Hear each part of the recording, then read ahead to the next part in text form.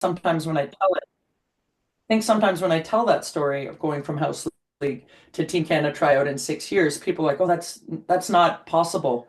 And I think that's a fixed mindset. And hopefully, this book and the chapters that are in it help people to understand that you got to have that growth mindset. And if you take little actions, every single day that aren't mind-boggling, that you actually can get a lot closer to those types of goals. So, I mean, the long story short is I grew up playing a lot of sports. I was a tomboy. I didn't really take up hockey until I was about 12 years old in any kind of way. I was like playing house league with the boys at the outdoor rink across from my house 1 day a week. So that was my hockey sort of experience in the very beginning. And then I made a rep team because my friend's dad was the coach and he put me on there, even though I really had no business being on there. So I went from house league to U13 AA, which is the highest level at that age group here in Ontario, and I was bad. I was the worst player on the team. But in every other sport I played, I was the best player on the team. So that, that athleticism or that mindset of really not wanting to suck, like that was really it that drove me. Once I got my foot in the door at that U13 AA level, I just, became obsessed with the game. And so in 6 years of really making my first rep team, I stepped on the ice for my first Team Canada tryout in Montreal. It was just that wanting to prove everyone wrong, proving to myself that I was good enough. There was not a lot of measuring sticks. There weren't a lot of elite camps. I went to hockey camp for a couple weeks in the summer every year, and everything else was grown on the outdoor rink. And I would go to the outdoor rink and just work on stuff, not because my mom or my dad told me to, and not because I had a skills coach. Um, I was fortunate enough to have an amazing coach for many of those years, Dave McMaster, who you guys would know, was my coach for my final 3 years of junior. So that certainly was useful.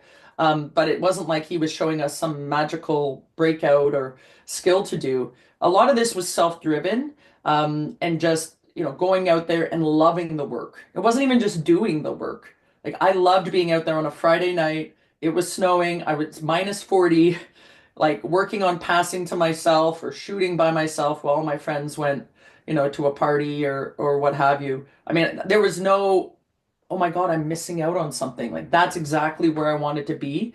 And, as I rose through the ranks of college hockey and into pro and, with my cup of coffee at the national team level, um, I mean, that obsession is normal at that level. I mean, it really is. I mean, watch the Canada US game last night. Like that's normal. Not that we're doing it 24/7, but when you're in it and you're working on your craft, I mean, there's nothing that can distract you.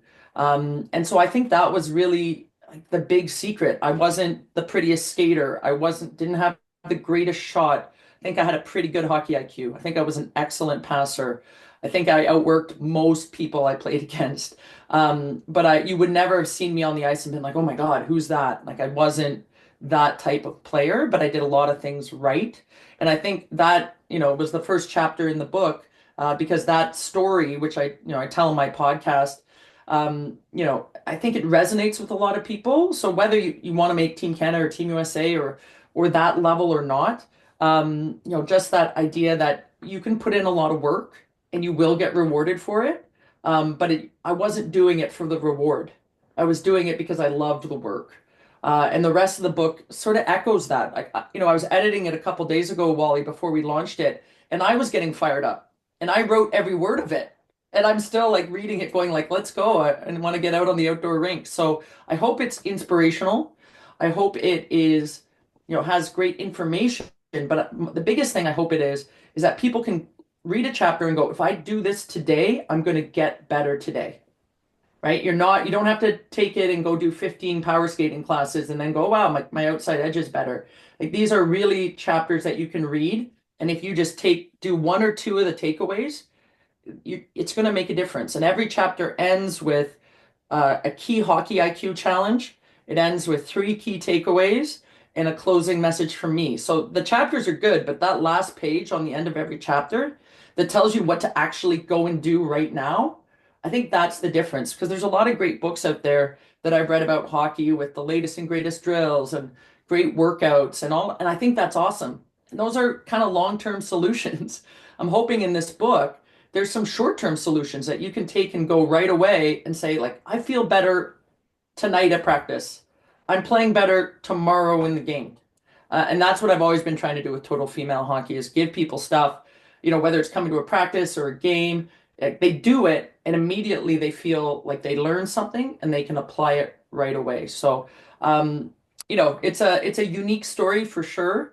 But I don't think the passion for it, the obsession with it, and the loving the hard work is unique in any way, shape, or form. And I think, 6 years of obsession with the game and doing a lot of extra that no one else was doing, uh, it's not surprising. Like I think about my business, what I do in my business, and like 6 years of doing stuff other people just don't do is going to take you through the roof. So it would be the same thing in your athletic career as well. So, were there any other chapters there, Wally, that jumped out at you, or any other